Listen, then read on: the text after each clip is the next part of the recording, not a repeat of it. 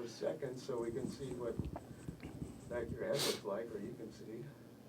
And do it, those who can't align diversity with a business strategy and produce real. Yes. So my mindset around this topic is probably a little different. Okay.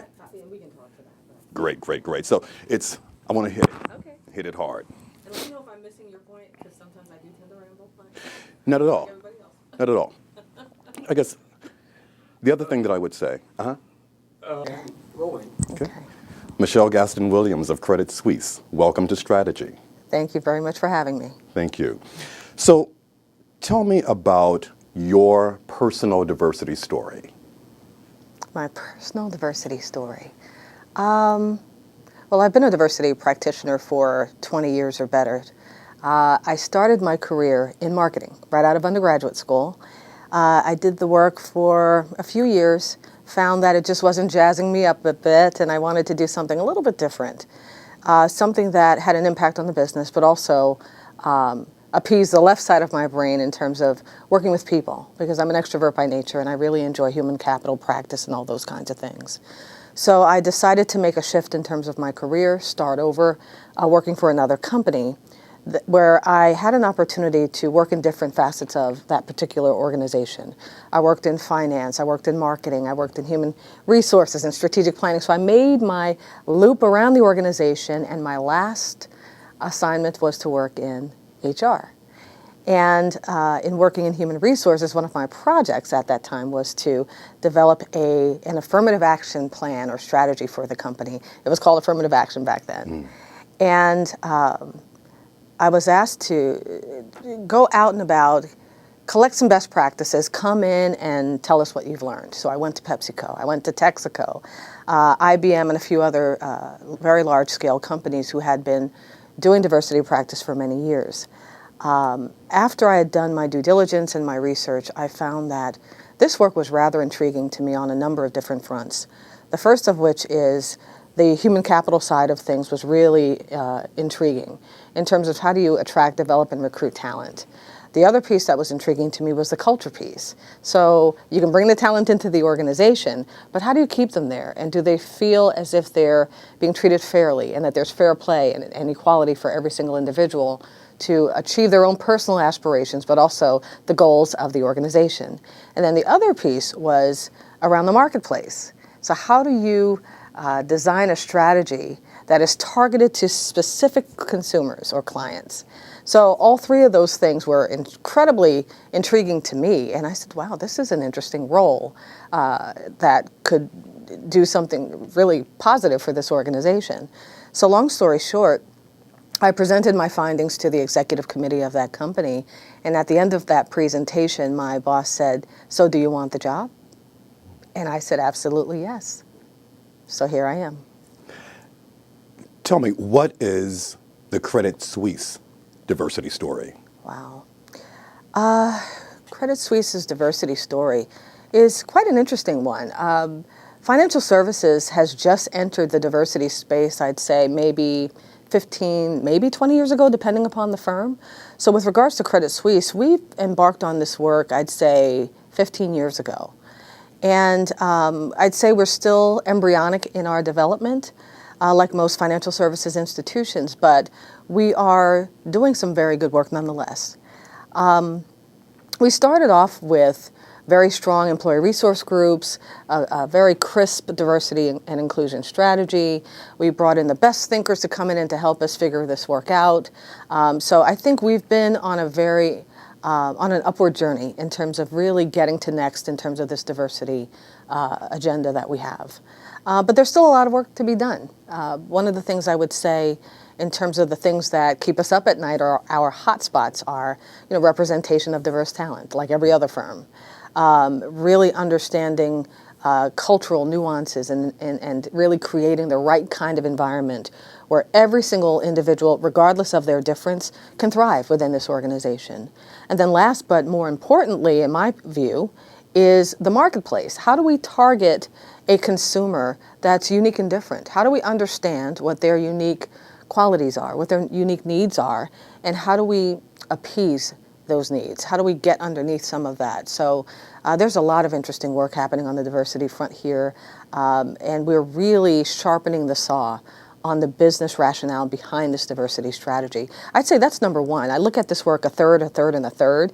A third talent, a third culture and brand for the firm, and a third marketplace. But I would say the marketplace piece or the business case for this work comes first, or the business strategy comes first and foremost. How did you come to that determination? Just years of working in this work. I've seen the evolution of diversity practice start as a head counting exercise. How many people do you have that represent this particular constituency or that particular constituency? And I think we're so far beyond just the head count issue. We're so far beyond just employee resource groups and making that part of it work. In order for any organization, in my view, to be successful, they have to think strategically about the consumers that they want to attract, and not just your traditional consumers of yesteryear, but being forward-thinking about, what about millennials? What do they want? What about the aging population? What are some of their needs and desires? Are we equipped fully to appease those needs and wants and desires? That's what keeps us up at night. It's more about our clients and making sure that they have everything that they need. Tell me about the breadth of your organization, your diversity organization. My diversity organization is comprised of 9 individuals that are all regionally based. So here in the Americas, or in New York more specifically, I have a team of 4. In Asia Pacific, or more specifically Singapore, I have a one-man shop there. In London, I have a team of 3, and in Switzerland, I have a team of 4. What are the differences in diversity concerns within those regions? Well, as you know, the common denominator is gender diversity.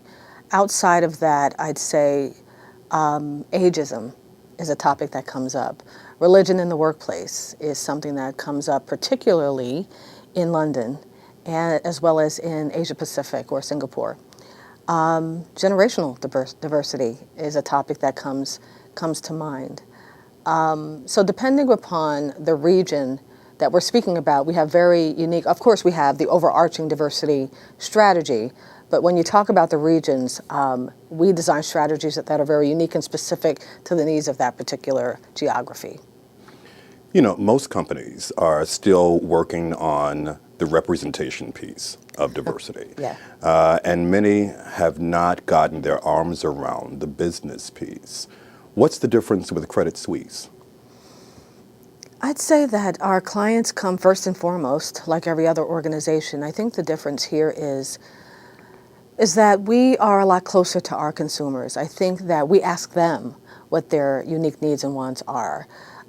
We spend a lot of time looking at external intelligence and research, empirical data that will tell us, so what are the unique things or products that we need to have in place in order to serve a diverse consumer. So it's all about target market segmentation for us as it pertains to, at least on the private banking side. We've just started that initiative recently whereby we have strategies in place that target women, people of color, or African Americans or blacks in particular, and the LGBT community. So that's a clear example of some of the kinds of things that we've piloted in the past, and that's really, we saw the return on the investment as a result of that effort. So through empirical research and data, going to various individuals who can help us understand what are some of the kinds of things that we need to do differently, we've been able to have some real wins and successes as a result of that. What is the relationship between diversity management or leadership and corporate business strategy at Credit Suisse? I'm sorry, say the question again. What's the relationship between diversity leadership or management and corporate strategy, business strategy? The difference between... No, I'm sorry, I'm trying to... I'll do it again. Okay. So, one of the things that we found in the research is that many organizations' diversity strategy is unlinked to their core business strategy. Is there a linkage between diversity and the business strategy at Credit Suisse? Is there a link? I would say yes, because for us it's all about accountability. How do we hold ourselves accountable to ensuring that we are doing right by not only the consumers, but also doing right by our workforce and understanding what they want and what they need and how they need to be developed. I'd say there is a definite link between the two. I don't see them as unique, unique entities, if I'm answering your question correctly. I'm not sure how else to respond to your question. Are you looking for example? Oh, sorry, I know No. we're taping, but I'm trying to understand. Are you looking for examples of how we've been able to correlate the two? Yeah, I really am looking for an understanding of your relationship as CDO Okay. to the executive team. Got it. Okay. And Okay. to large-scale strategy beyond diversity. So is Okay. diversity embedded Yeah. in strategy making Got it. from the corporation's perspective? In terms of my relationship with the executive board of this company, which is the highest ranking body here and governing body, I meet with them twice a year to talk about the what is. So we look at demographic data, we look at employee engagement survey results, we look at the current state of affairs, and we talk about and strategize around, so how do we, if we aspire to be the bank of the future, what are some of the kinds of things that we need to do in order to achieve that goal? And we have a roundtable discussion about that. And we strategize about that. And we talk strategically about, culturally, what do we need to do differently, if anything at all? How do we enhance the culture for the current population? For the next generation of leaders coming through the door, they have a very unique need as well. What are some of the kinds of things we need to do there? So the executive team here is very much involved in the strategy itself, in cultivating the strategy, in promoting awareness about the strategy, and holding themselves and their direct reports accountable to making it happen. What do you think will be the bank of the future? The bank of the future, in my view, is one that is reflective of the world in which we operate in, that is representative of the consumers that we're trying to attract as clients here, that understands that the way in which we deliver our products and services can't be one size fit all. That there's subtle nuances and things that we need to do in order to attract not only the workforce and keep the workforce, but also the consumers that we would like to do business with. What is this concept of diversity return on investment, and how do you get there? In terms of return on investment, I see it in a couple of different ways, and if I can talk about the third, and the third Sure. of talent. The ways in which we measure success is the representation of the firm, either by way of gender splits, ethnicity splits, LGBT splits, whatever the case is. I certainly look at that. I look at attrition rates, voluntary and involuntary attrition. I look at promotion rates, so who's getting promoted. We dissect the employee engagement survey to get a sense of, okay, so who's happy here? Are we doing everything that we can to ensure that people feel as if they can have a flourishing career here? And then lastly, I look at the number of clients coming in the door and the composition, the demographic composition of the clients coming in the door as a result of our marketing strategy that's targeted and focused. From an employee perspective, who is included in diversity?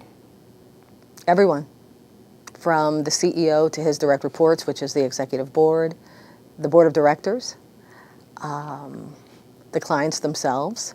I have more invitations to go out and to conduct executive briefings with our clients and their executives in terms of, so how do you do this work? How do you make it work for not just a financial services institution, but all institutions where it's meaningful? I say everyone has skin in the game in diversity, everyone.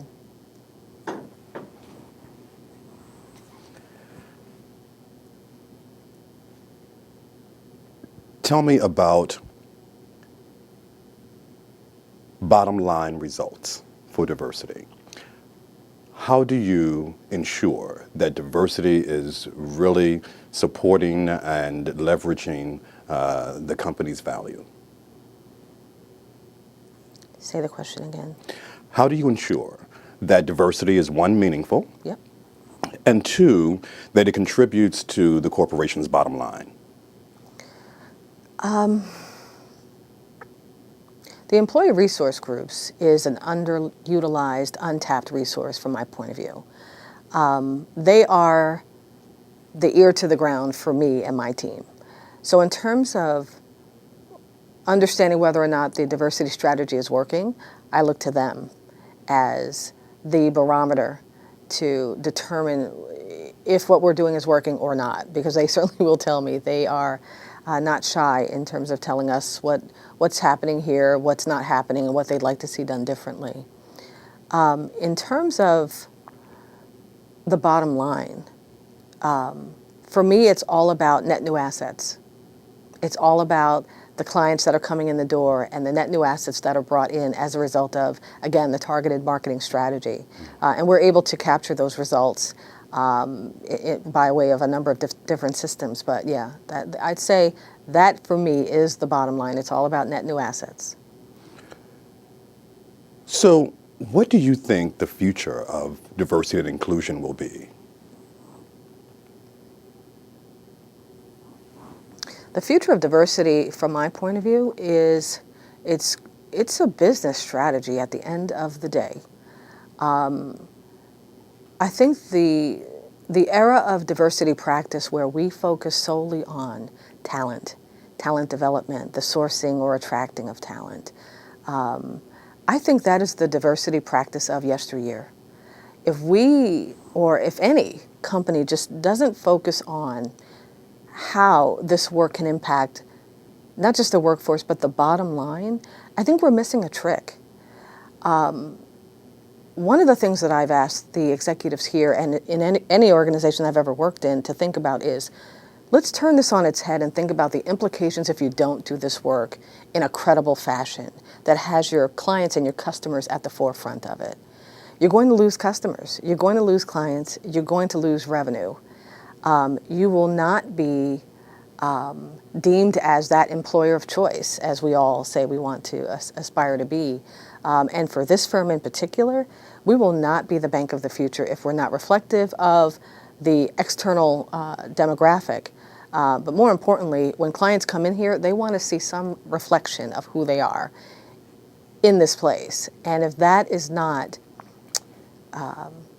demonstrated in a way that's meaningful for them, why would they want to bank here? So the question I have and continue to have with the executives who work here is think about the implications if you don't do this work and think of it as a business strategy. You have more to lose than to gain, in my view. Very few of the CDOs that I've spoken with have identified themselves as business leaders, and even fewer as change agents. Yeah. Do you think that the CDO of the future will need to be a business leader and a change agent? Yes, I'd say. I started off my career in marketing, so I was in the business before I entered this work. So I already entered this space with that business mindset, that it's all about revenue generation and the clients and customers first. It's helpful to have that conversation sitting at the boardroom table. I think that is the conversation that needs to be had, given competitive differentiation and globalization of most companies. That is the conversation that CEOs and CDOs want to have. So what's the competitive differentiator here? How are we going to generate more revenue as a result of your efforts?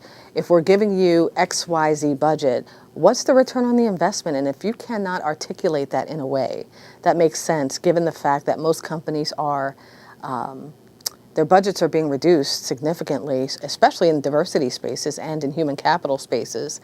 None of this works. It just doesn't work. So I think that it is incredibly helpful to have a business background coming into this work. So to answer your question, does a diversity practitioner need to be a business leader of some sort entering this space and to do well in this role? I would say yes.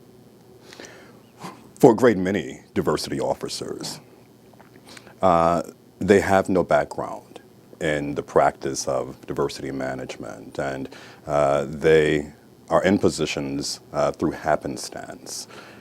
Will that be the case in the future? Say that again, I'm sorry. Let me put it this way. Okay. What sort of skills and background will be needed for diversity officers to be strategic practitioners of diversity and inclusion? Wow. I'd say someone who understands the business incredibly well, who can speak to it in a layman kind of way where everyone gets it. Someone who has analytical rigor. Someone who is incredibly effective at negotiation. Executive presence, because you're in front of the masses, in front of the board, in the boardroom presenting to your executive committees and executive boards on a regular basis. Someone who has empathy in understanding human dynamics. Someone also who understands HR practice as well. I'd say that's incredibly helpful in understanding compensation models, complex ones, and the like. I'd say you have to be a well-rounded individual, but understanding the business first would be key. Do you think that the diversity officers of today, as we know them, are necessarily the diversity officers of the future?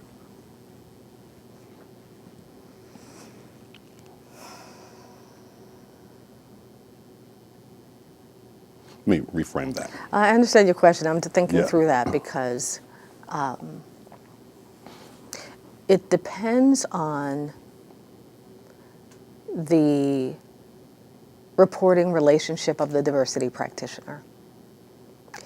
There are some CDOs who report into the business and some CDOs who report into human resources. There's not a right or wrong way to do it, but I think the most impactful way and effective way from my experience, and I've led diversity in both arenas where I reported to a CEO and I now report to HR.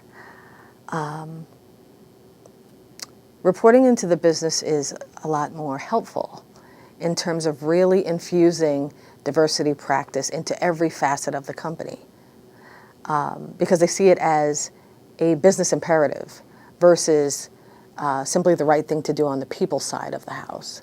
So from my perspective, I think that it depends on where you sit, who you report to, and the support that you get from the top. Let's talk to boards and CEOs. What should a board be concerned about in terms of their diversity strategy and outcomes? They should be concerned about the composition of the organization in totality. In most of the organizations that I've worked in, I've conducted diversity briefings at least twice a year to the board or once a year to the board of directors. And the questions that they should be asking is, where are the hotspots? What's the benchmark, number one? I think you need to identify that. And where are the opportunities? And then the bigger question is, so what are some of the kinds of things you need to do in order to get to a different place? So I just would say that the board simply needs to be incredibly inquisitive about HR practices, about promotion practices, hiring practices, compensation schemes to ensure equity and parity across the board. So they really need to be heavily infused in it and asking the right questions and holding the executive committee accountable to what is or isn't happening on the diversity front. They need to be asking the right questions. You know, 20 years ago, diversity was led by corporate CEOs. Yeah. And since then, we have professionalized the field, and the advent of chief diversity officers has come about. To the extent that many CEOs have taken a back seat to diversity leadership, what is the role, or should be the role, of the CDO in advancing diversity in any corporation? Where diversity has been successful in the organizations where I've worked, the CEO and I have always had a partnership. We saw this as a real collaboration. And that particular individual was open to my counsel and open to my thoughts about how to go about problem solving around specific either human capital issues, business related issues. I was a strategic partner to that individual. If you have that type of collaboration coming from the top where they see you as a strategic partner, it works really well and you will see the change happen that you want to effectively have happen. Where it becomes a little difficult is when the leadership of the organization just sees it as a nice to have or a check the box type of an exercise. And when they don't hold their direct reports accountable to it because they themselves are wrestling with it, I think that's where the complexity comes into play.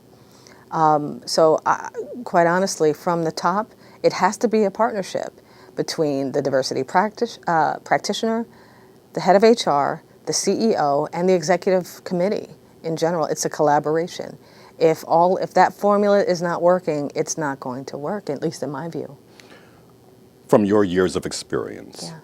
how do corporations, particularly executive leaders, Yeah. undermine the effectiveness of their diversity strategy?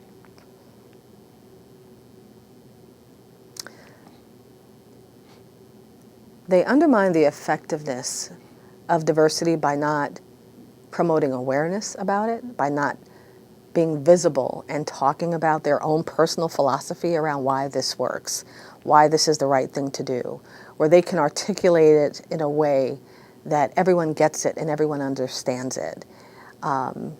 If that is not done on a regular basis, who is going to,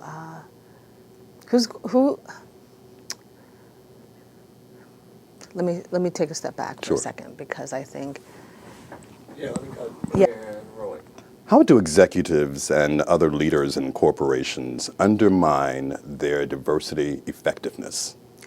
diversity effectiveness, in my view, is undermined when the executives are not as visible and articulate about the reason why it's good for the organization.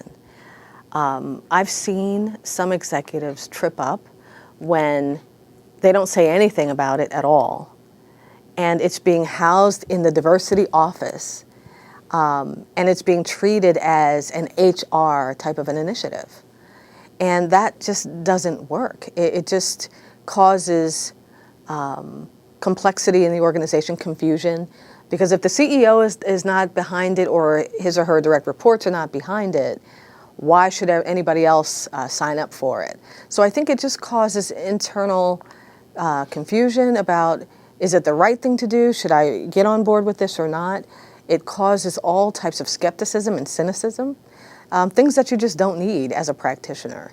So I'd say just by not being as articulate as you possibly can about the business case and rationale for it, and the lack of support, the lack of resources that are behind it. It's one thing to talk about diversity as being the right thing to do for the organization, but optically, if you don't have the right resources behind it, someone who is leading the charge, a CDO in place, if that individual doesn't have an infrastructure set up where they're going to be successful in deploying the strategy either on a local or global level, the cynicism, the skepticism, it's there. So that would be my response.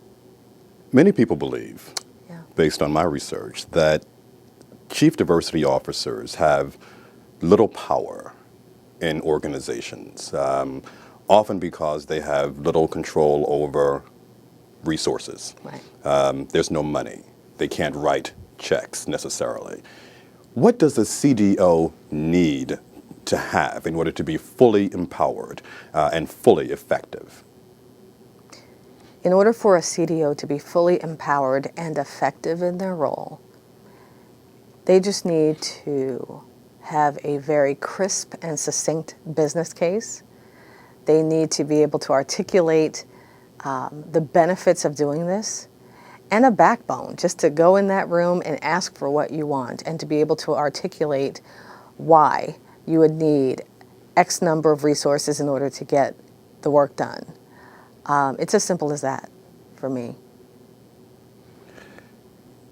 How might CDOs, Chief Diversity Officers, undermine the effectiveness of their own work?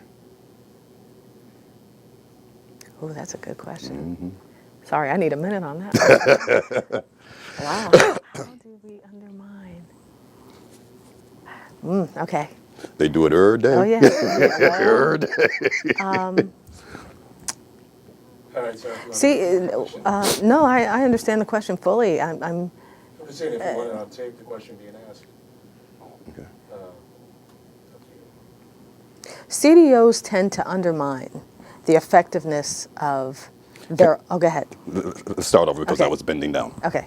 Okay, go ahead. CDOs tend to undermine their role by not linking arms with human resources, by not believing their own work and doing it for the wrong reasons and not coming across as authentic as they could be in public, by just not building and forging and cultivating the internal and external relationships that they need to have in order to be successful. So another thing we found in the research is that some CDOs are in the practice for personal reasons that appear more linked to personal aspirations than to the success of their corporations, of the companies for which they work. What do you say about that? Sorry. You have the best question. Because I'm going to tell you what I found. Okay.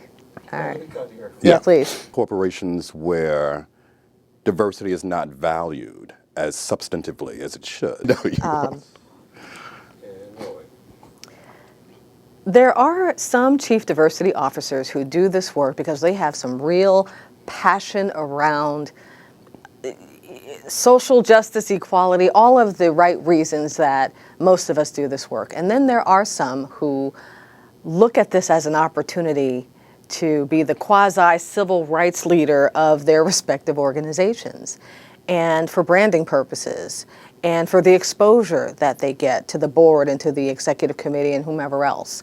And, you know, let's face it, there's also some external media opportunities as well. So I think that there are some who do it for the wrong reasons.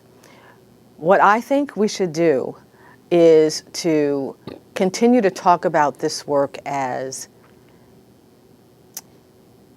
the business opportunity that it is. In order for a company to get to next, in order for a company to truly be distinctive and to differentiate itself from its competitors, this is what needs to be done. And if that CDO cannot articulate the business case in a way that's compelling, that is revenue focused, that is meaningful for every single individual that it's supposed to touch, I'd say it's an impersonation of what the role actually could and should be.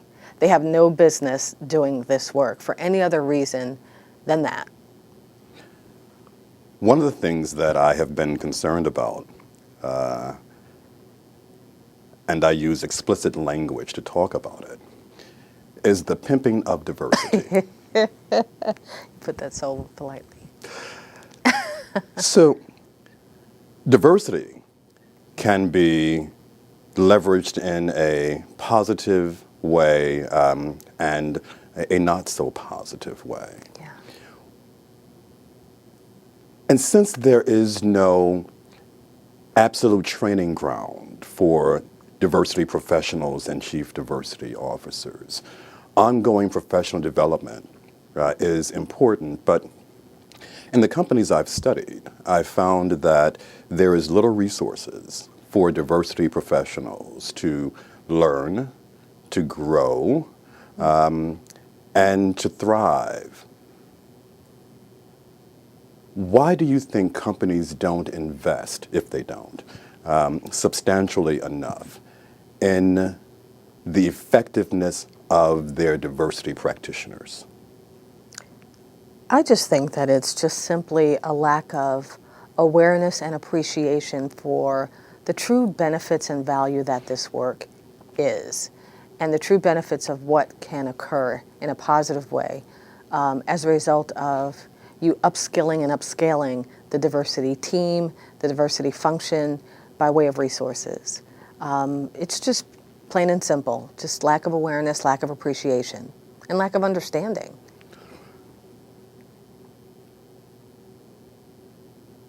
It might be said that CEOs tend to plop a safe pair of hands into the role of diversity officer.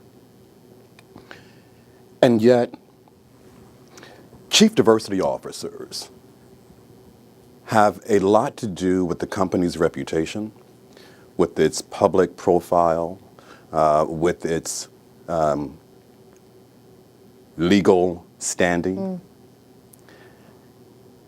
A CEO would never place as chief human resources officer someone in whom they did not have absolute confidence because so much is at stake.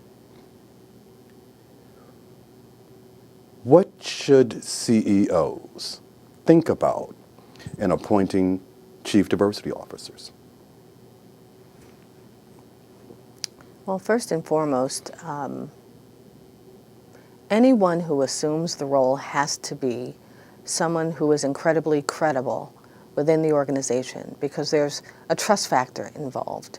The workforce has to be able to look to that individual to say, if there are issues that need to be discussed, dealt with, addressed in any form or fashion, is this person trustworthy enough for me to bare my soul, to talk about my experiences, because there's risk involved. So the person that is appointed into that seat has to be trustworthy, credible, someone who has had a track record of success, of where they have turned something from nothing.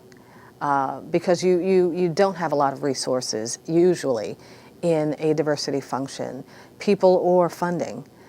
So you have to be incredibly creative in terms of how you go about doing the work, and also to motivate a workforce who might be a little cynical themselves because there aren't a lot of resources to be had, and they look to their left and their right, and their colleagues might have more resources than they do, but their job is more important, the diversity practitioner job. So I'd say when the CEO makes that selection, it has to be done carefully, cautiously, strategically, but the person that they ultimately select, they have to be skillful. That's first and foremost. Credible would be the secondary thing, but I would also say just someone who can play both sides of the fence, someone who is able to listen to, hear, and understand the plight of the employee, but also can sit at that boardroom table and also talk shop as well. So they have to be able to tread that fine line of appeasing the senior executives, but also understanding and being the advocate and champion of the people. What happens, or where are the tensions, when there is a learned CDO who sits in human resources and for whom the chief human resources officer is not a strategic partner in the sense that she or he does not understand diversity as astutely as he or she might need to be an appropriate conduit to other senior executives? What is the role of the CDO in teaching and learning and helping the organization grow? For a CDO, as you've described, that is your role every single day. You are a teacher. You are a preacher from time to time. You are the advocate and champion of the people. it is your job to make sure that every person that you touch, that you see, understands what the diversity mission and vision is for that particular organization, but also what their role is in it as well. Because it's not just about HR, it's not just about the leaders talking about diversity and declaring that to be mission critical for the firm. It's what is your role in it, meaning the broader population. So I'd say that is your job. You are to corral the masses and to get everyone on board and to get everyone invested in why this work is critically important. So that's your job, to teach, to promote awareness, to assess and evaluate. That is your job every single day. From a business perspective, what's more valuable, employee resource groups or business resource groups? I'm sorry. Say that. Employee resource groups or business resource groups? So when I think about strategic diversity, and we can take this off or not. Okay. Yeah. But I think I know where you were going with that. Yeah. So What is the value of business resource groups? business resource groups, if utilized effectively, they are your internal focus groups. They are your ear to the ground in terms of understanding all of the unique things that might be happening to, of that particular constituency. If utilized effectively, they can generate revenue. I've seen it happen. It's happened here at Credit Suisse with our LGBT group, who came up with a wonderful idea to create products and services for the LGBT consumer in our private bank. They presented that particular strategy to the executives here. We said we would pilot it, and as a result of that, we now have products and services that are targeted to that particular population, and they have generated revenue as a result of that. And we are one of the only financial services firms that has a particular product and service dedicated to that particular segment. So we know business resource groups can be incredibly effective. So I think that given a chance, given an opportunity to talk about some of the things that are top of mind for them, giving them a forum to have that conversation with the senior leadership of the organization, they can do wonderful things. I want to explore briefly why white men should be deeply invested in diversity. If we look at the changing demographics of America alone, we know that by 2050 we'll be majority minority.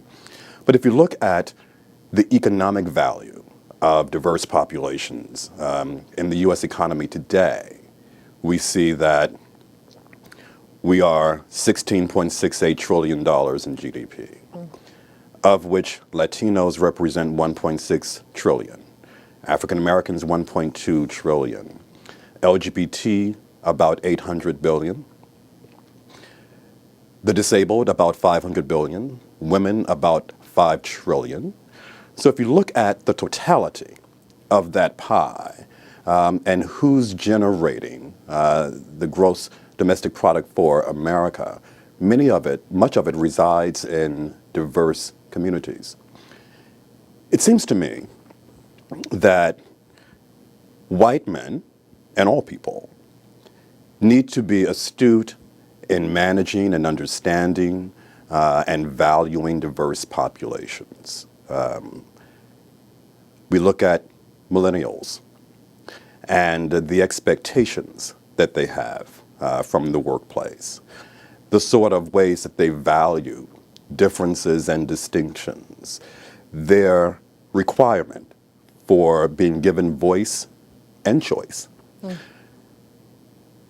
How do we bring white men who may be sitting on the cusp of diversity, looking and supporting, but not fully invested in its development?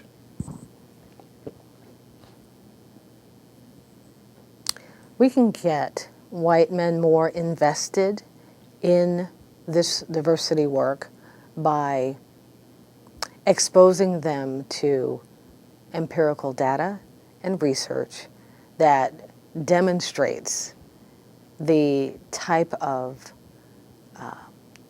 positive outcomes that you've just articulated. At least if, in my view, that's how I've been successful in having that conversation with them. The other point I would say is, in speaking about people and how we cultivate talent and some other kinds of things, most of the men I work with have daughters. And they talk about their daughters in a loving way. And we talk about them in the context of if they worked here and if they didn't have an equal opportunity, or if they were not promoted to a certain role, or whatever the case is, whatever that barrier is, we talk about it in the context of their daughters. It really, you know, it pulls at their heartstrings because they themselves don't want to see their own held back. So I think that by having just candid, authentic conversations about what this work is and what it is not, people will turn corners and they will speak their truth. But I think it also goes back to the skillfulness and the trustworthiness of the CDO to have that conversation with that executive. No one's going to bare their soul with someone they don't trust. So I think it goes back to the art form and the skill of the CDO. As we begin to wrap up, I want to think about the practitioners of tomorrow. I want to think about junior executives in the diversity space who want to grow and become really dynamic in their roles, who yearn for mentorship and leadership and exposure, but who have little by way of that, and who want to know, what do I need to do to be an exceptional diversity practitioner today and a diversity leader tomorrow? Wow.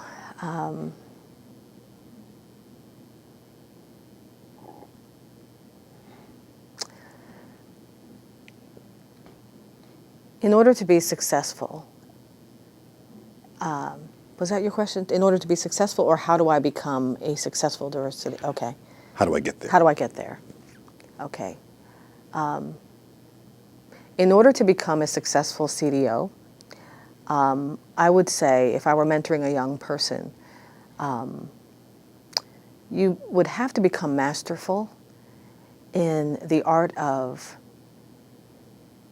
psychology,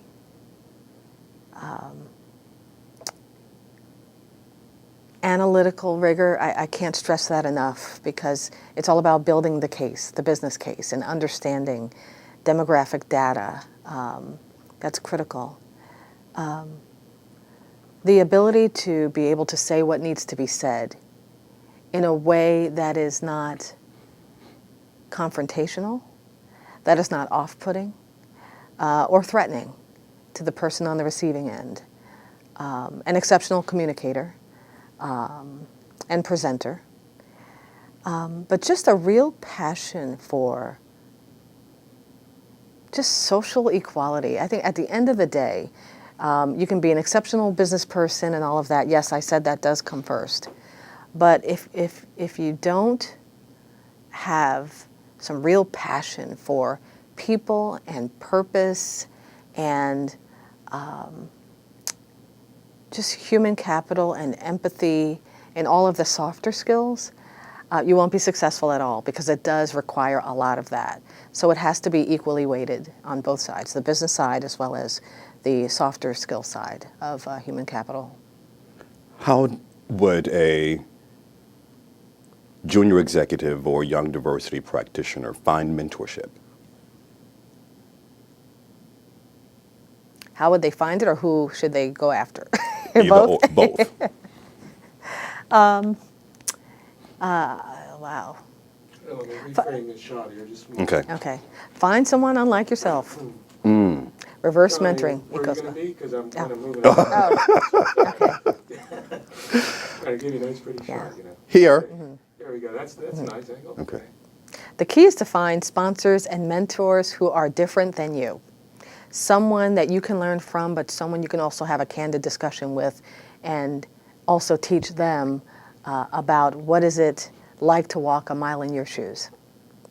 In my career, I've gone after and sought after mentors and or sponsors who were white male and white female individuals who were incredibly gifted and talented executives. That was our common denominator, so to speak.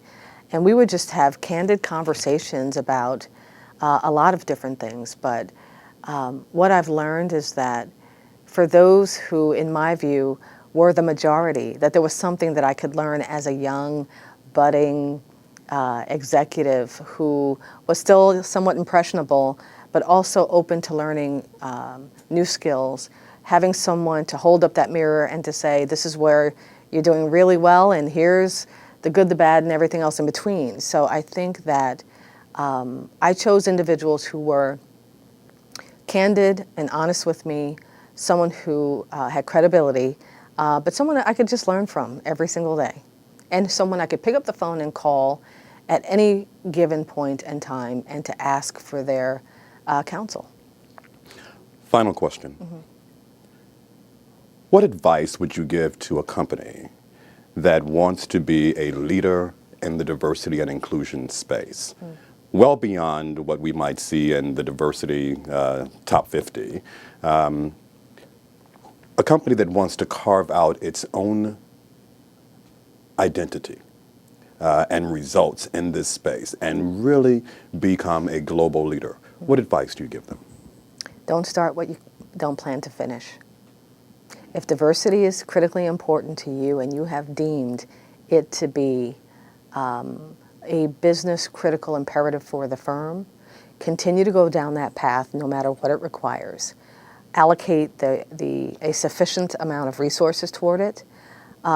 Speak to it often in the context of just the business. It doesn't necessarily have to be a standalone discussion, but just say something about it, because when you don't, that's where the skepticism and the problems come into play. So I would say, just if you're going to go down this path, continue to go down the path. Don't start something that you just don't plan to execute and execute well, because people are watching inside and outside the firm. That was going to be my last question, but I thought of something, then I lost it. Okay. Oh, you did? Okay. I have time. I think you want to make a little tighter shot. Okay. A little nod. That's good. That should make you laugh. Yeah.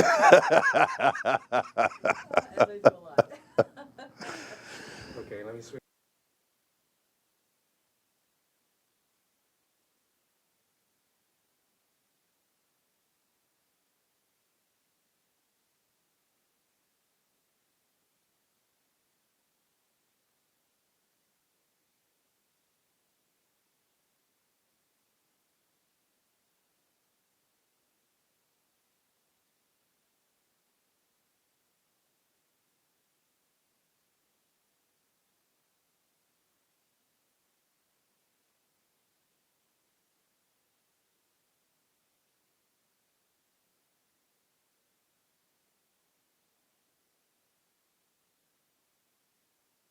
Okay.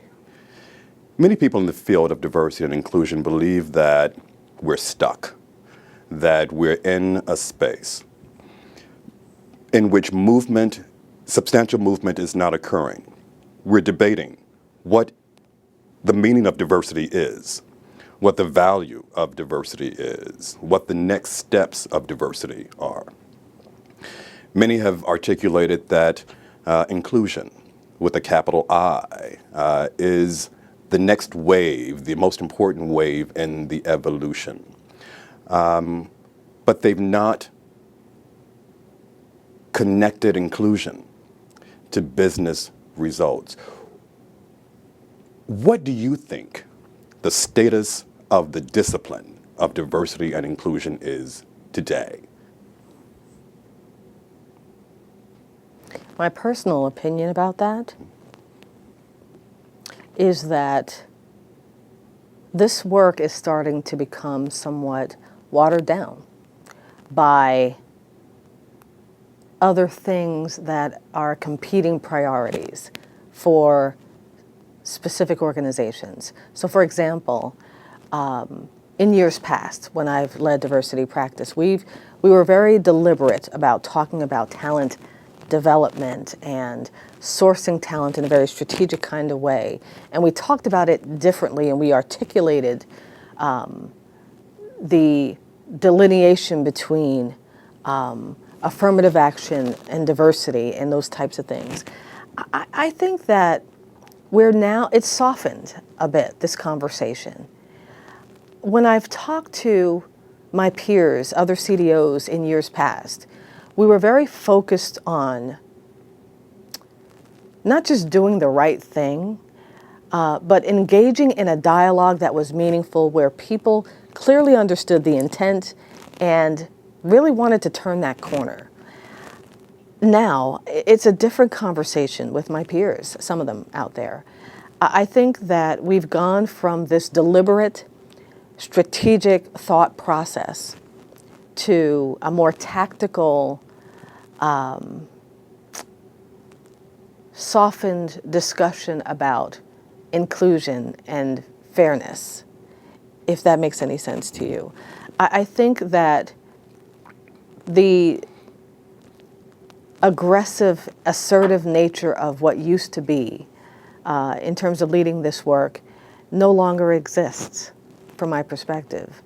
I think that we now have a sophomoric class of CDOs who have a different agenda. And not to say it's right or wrong, it's just a different agenda than in years past. And as a result of that, we're now starting to see the slowdown of diversity. We're now starting to feel the lack of impact of diversity practice, as it were. It's a new day. It's a different CDO than what I've seen in the past.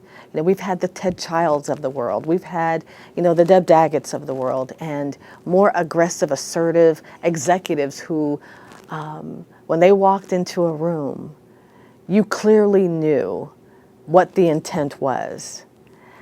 And even at some of these conferences that we go to, you clearly knew what the intent was. We galvanized our collective wisdom, we talked about what the need was, and we went back to our respective organizations and were very deliberate in that conversation about what was needed to turn that corner.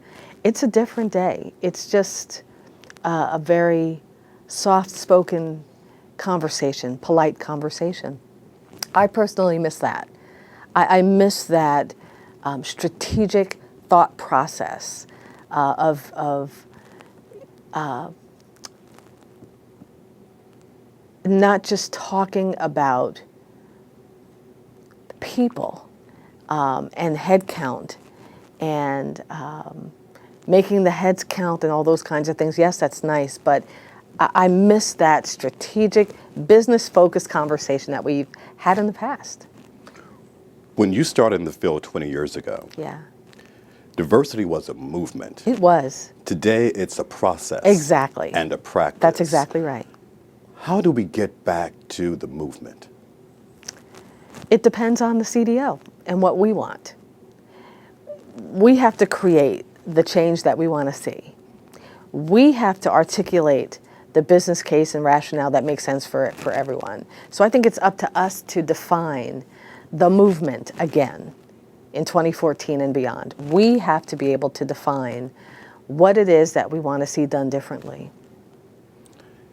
Can we lead a movement out of fear? No, we can't. We cannot.